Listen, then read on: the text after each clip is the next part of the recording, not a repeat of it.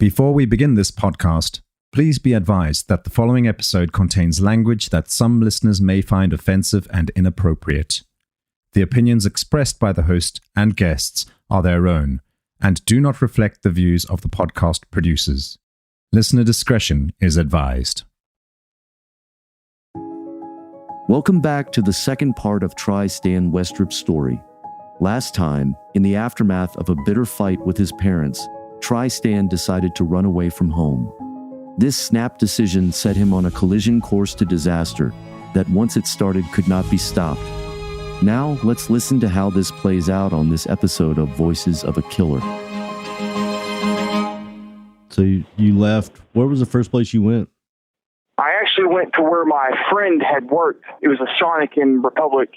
I went to him because really at this point, I was half committed, but I wasn't, and I was pretty much just wanting any type of other human contact. Right. And so I got to his work, and I went inside and summoned him out, and he told me I was pretty much dead, that he's working right now. So you left your friend, and where'd you go next? Well, I actually went back to his car and stole all this stuff out of his car.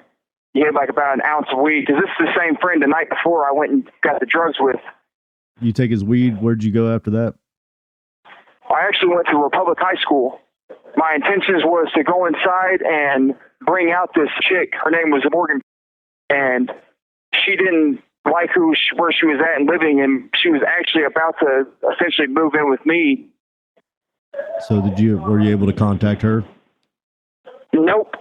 So actually, I went inside and I got pulled into the principal's office.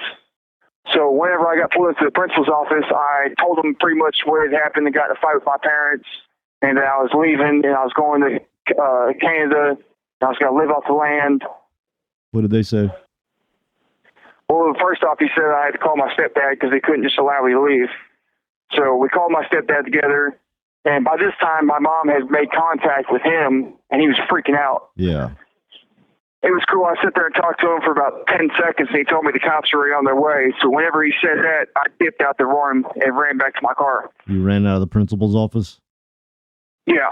So now you're a wanted man, and you're running from the cops at 16 years old with a murder that you're fixing to do. Where did you go?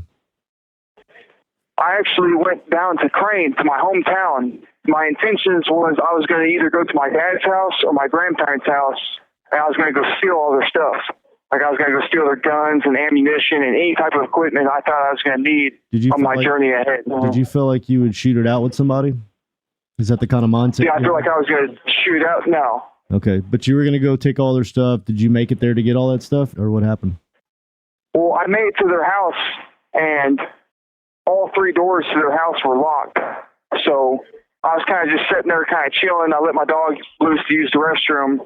And then out of nowhere, I see their vehicle come up the driveway, and they're hauling crap. You know what I mean? They're getting up the driveway.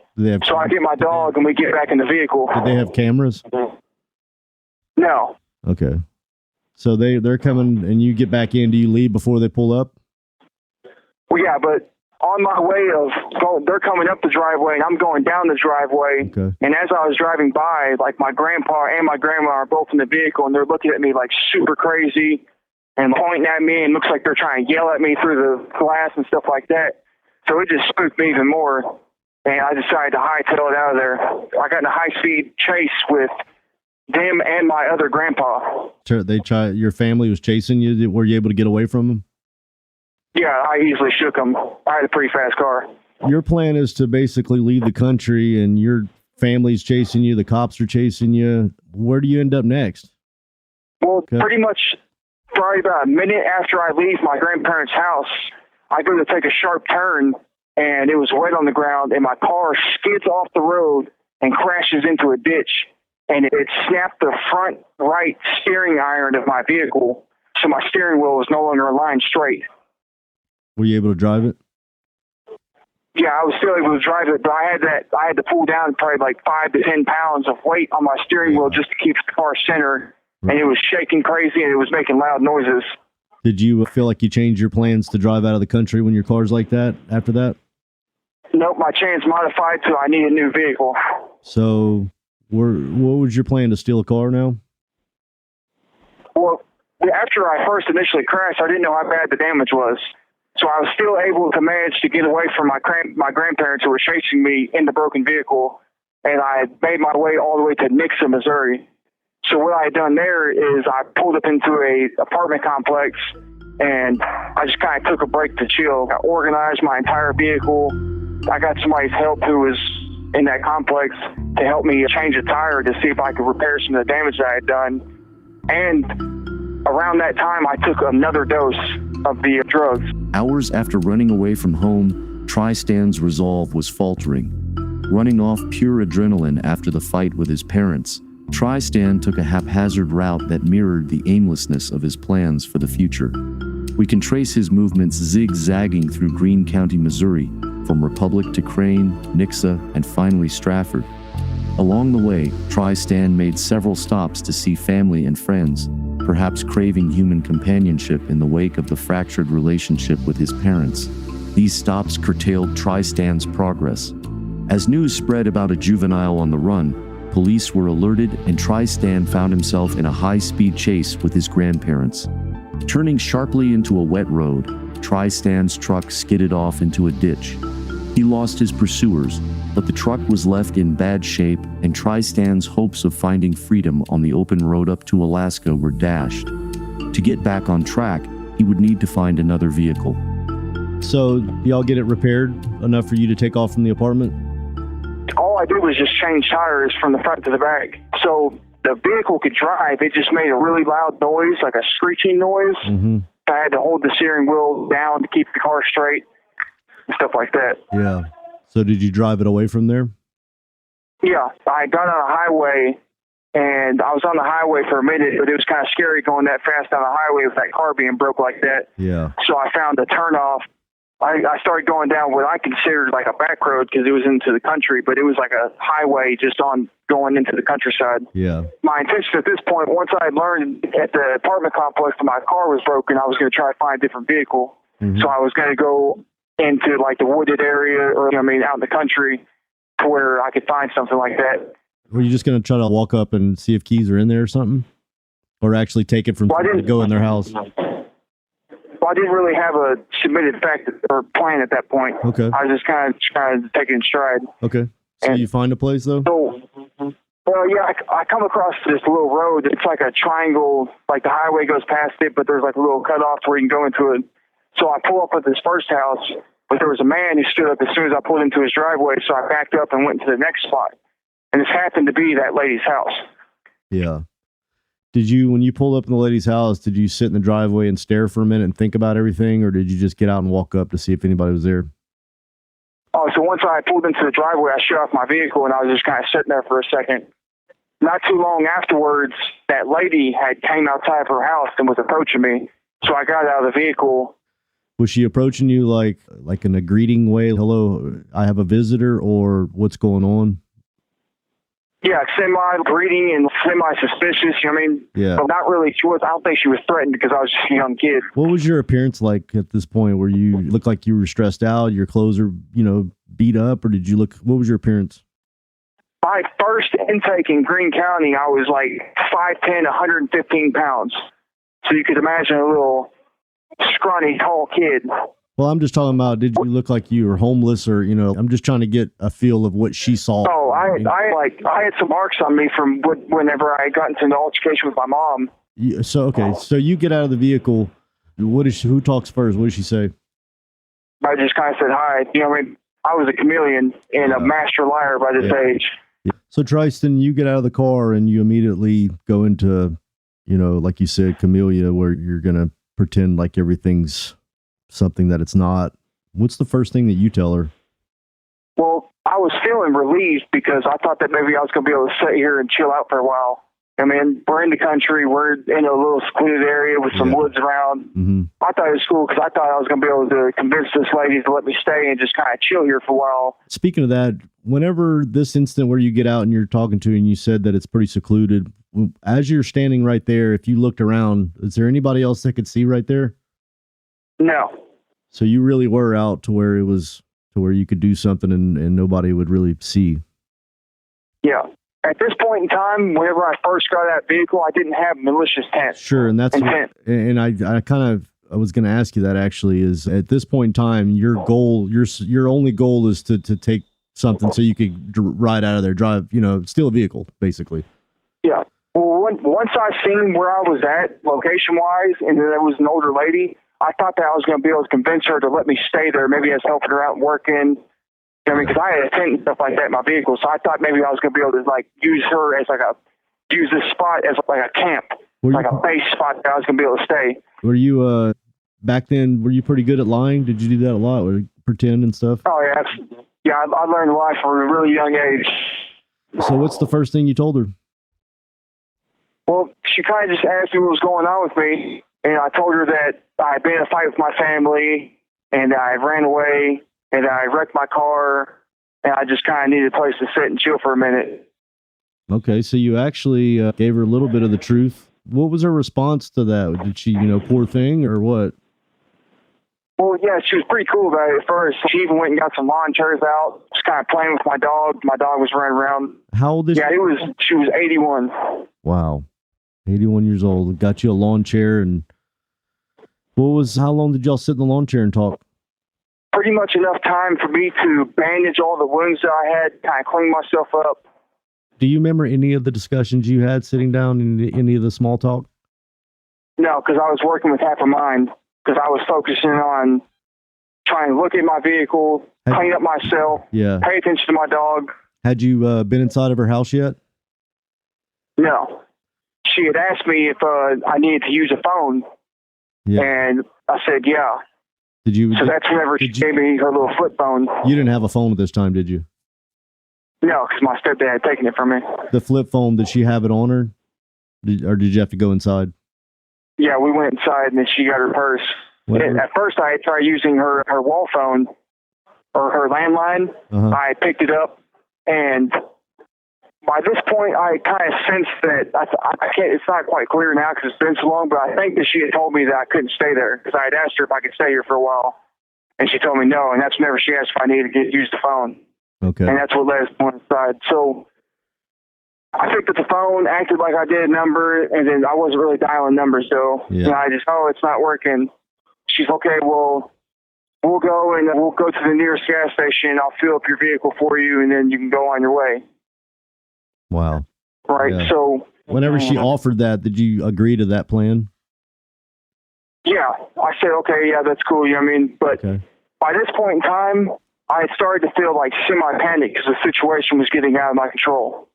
Wait, what do you mean? You wanted to something to happen and not go get gas? Is what you're saying? Well, I had wanted to be able to stay at that place, and she had shut me down. So I had felt the rejection, and now she's trying to get me to leave. So whenever I had gotten the vehicle, when she had gotten her vehicle, what I did was I put my car in neutral and slid it forward to where I essentially trapped her vehicle in to where she couldn't leave. So she was in the driver's seat, and you went and bumped up behind her? She was in her car? Yeah, it was the truck. Okay. But the truck was underneath the sally port, and the back was covered by a shed. Did you actually hit her car, like bump it? No, I had stopped before then. I just made sure they couldn't get out. Did you get out and approach her, or did she get out and ask you why you were doing that? Oh, I told her my vehicle was messing up. Oh, okay. So you just rolled forward, boxed her in, and said, I can't move? Yeah, I was like, oh, my vehicle's messed up. Okay. Like, I don't know what's going on. Once I did that and stopped it, she got the vehicle. I had a knife in my pocket. It was like a 6-inch or to 8-inch hunting knife with a fixed blade into the handle. So she got out the vehicle and had her phone in her hand and said that we was going to go to her neighbor's house. And did that worry you that she was going to go to the neighbor? Absolutely. Yeah, she had started taking off walking and was going to walk down the side of the road. Mary Shisler's house sat at a triangular corner of a country road that jutted off a national highway. Houses here are scattered at intervals between dense trees and uncut brambles. It's a remote, secluded pocket of the world, the kind of peaceful haven you'd retire into to escape the crime and bustle of city life. It's also quiet enough that a cry for help is likely to go unheard by even your closest neighbor. As Trystan took the off-ramp into this neighborhood, his mind was fixed on a single goal: to obtain a car that could make the long trip up north. But a different plan started to take shape in Trystan's mind after he met Mary Shisler. 80-year-old Mary was generous and caring to the strange youngster, offering up a kind ear, a phone call, and a full tank of petrol to help him on his way. Her hospitality provoked a new set of expectations in Trystan. He imagined camping out in her backyard to hide and prepare for his survival adventure. But when Mary denied Trystan's request to stay with her, he grew resentful. All day, his plans had gone wrong, and now this old lady had foiled them even more. He boxed her vehicle into the parking port to keep her from making a hasty exit. Mary's suspicions started to arise, and she walked briskly towards her neighbor. Trystan subtly slipped a knife into his pocket before following closely behind. We'll find out what happens next after the break.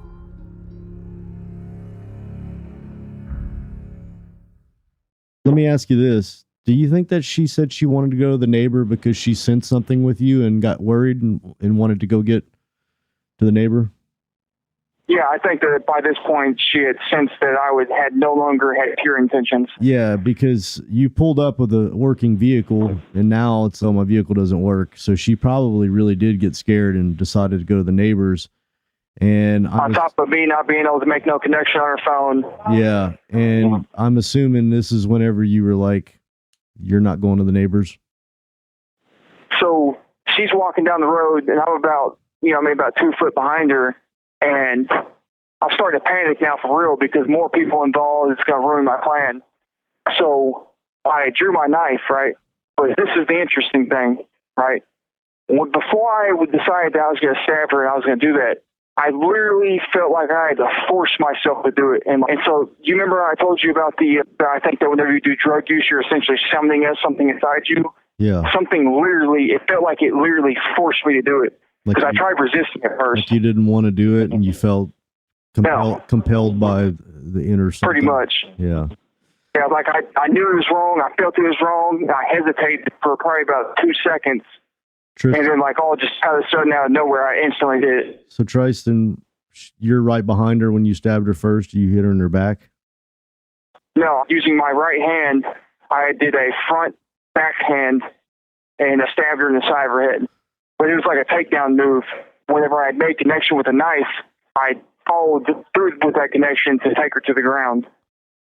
Wow. That's really deep, man. Because she's just an old lady. That's just very hard to swallow. So did you actually bury the knife into her head? Was it able to get through?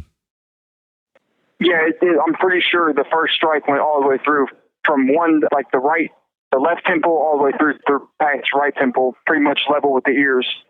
You went through and through with a knife? Yeah. Wow, that was some force. Did she die instantly? I believe because whenever I did it, I had stepped back, but pretty much seen the life gone. And I believe that by doing that, I killed her instantly. Did you pull the knife out? No. So whenever this happened, I left her there for a second, and I picked up her purse and her phone and went back to my vehicle. You left her on the side of the road, but you took her phone and purse? Yeah. And then you went back for her? Yeah, once I realized what I did, I realized, because by now my adrenaline's pumping, you know what I mean? I'm freaking out kind of. And then I realized once what I did, my mind went into cover up and escape mode. So that's whenever I went back and I did a fireman's carry where I picked her up from behind. Or not, I didn't pick her up. She was bigger than me. I wasn't big enough to actually pick her up. With the knife in her head? Yeah, still. Is this not, whenever you're looking at this, what you've done, and now you've had some time after this, this instant inner something that came upon you and you did this, now there's been minutes or seconds or whatever for you to actually reflect. Are you telling yourself you fucked up big time and this is not right? Absolutely. By this time, I realized that I had messed up pretty big. I mean, it's like... I wasn't really shocked by the fact of... the blood, stuff like that, because I grew up a hunter, so I've killed multiple animals in my life, and my grandpa owns a funeral home, so I've seen dead bodies and stuff like that before, so I was callous to the fact of I mean, all I can, it's Trystan, all I can think about this entire time is somebody's grandma, or, you know what I mean? Somebody that probably was seeing her frequently, and she was always, you know, big hug and kiss. It's, I just think of my grandparents, man. And I know that you're not some crazy killer, but you were that day, you know. And it just sucks, man. I just feel for these people's family that, whew, you know, it's, yep. I'm glad that it was instant for her and not some kind of painful, because I knew that you had stabbed her, but gosh, I mean, and that's terrible for me to say, I guess, but it just, so you actually drag her, where did you bring her? So I had drug her from the road to a point on the fence to where I could bring the fence down. And I put her over the fence and kind of drug her into the woods a little bit to where it wasn't in view and kind of semi-hidden. Yeah. So you just kind of dumped the body and you took off and took her car? Well, no, it's more complicated than that. Okay. So after I had got done dragging the body, right, she had started making noises. And I believe this was the sound of like her body, like doing like essentially selling a burp or something like that. I don't know. Well, but a strong old lady trying to stay alive, probably. Yeah, I mean, well, no, because she was dead. Yeah. You know what I mean? Nerves or something. But I kind of got mad, and so I pulled out the knife, and I had stabbed her multiple times. I was furious. Where did you stab her? I was furious with myself in the same spot. In the head? Yeah. Why the head? It was just, I didn't really have a thought behind it. Is this? I just did that same spot multiple times. How many times do you think you stabbed her in the head? The forensics said that after the initial stabbing, it was 7 more times. Wow. So then after I got done doing that, I stood up and I stomped her in the face one time. What's causing you to do all this? Is it the drugs? I mean, what? I was experiencing extreme rage because I had just realized that I had just killed somebody, and I was probably in very deep trouble, and I had no way to get out of it, and I was essentially screwed. Yeah, but I mean, the stomping and all that, it's a lot of extra. Man. Yeah, I was furious at myself. I had no other target.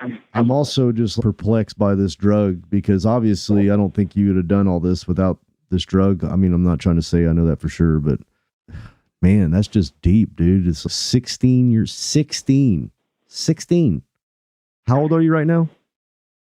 I'm 24. You're still, I mean, 25 is like where they say the brain is fully developed. You were 16. That's 11 years before that. Man. So that was 10 years ago, and you were 16 years old. You literally killed an elderly lady and stomped her head. What is this dextra? I mean, it's just crazy. This drug. I was the type of person that if I was playing a video game and I died, I got mad and kicked the wall. So that kind of, to me, now it kind of explains sort of the rage I was feeling at the moment. I had nothing else around me to exert my fury upon other than that, unfortunately. It's easy to understand why Trystan's crime would stir up so much public outrage. Mary Shisler's death is a hard one to listen to. This was a bloodbath on a country backroad, a youngster in his physical prime overpowering a frail old lady. Violently and intently, Trystan stabbed Mary Shisler to death, then hid her body in the tall grass over a roadside fence before returning to steal her truck.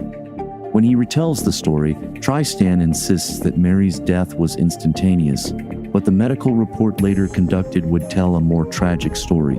The coroner concluded that Mary likely survived Trystan's stabbing spree and lay there, bleeding to death alone for hours after her attacker left.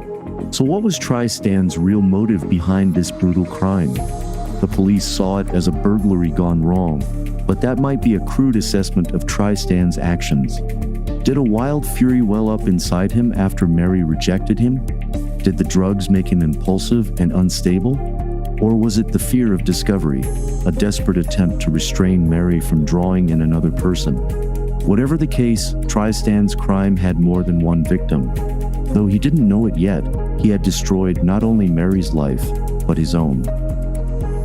Next time on Voices of a Killer, Trystan goes on the run.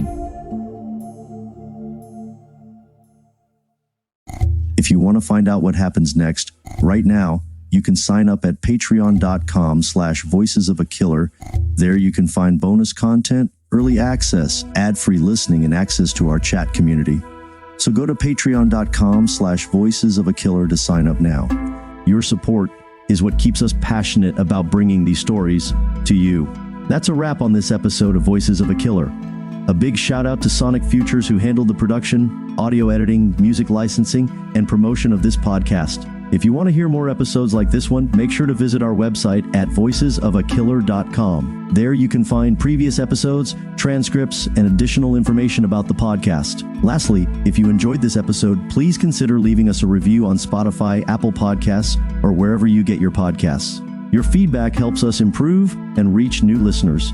Thank you for your support, and we can't wait to share more stories with you in the future. Thank you for tuning in. I'm your host, Toby, and we'll see you next time on Voices of a Killer.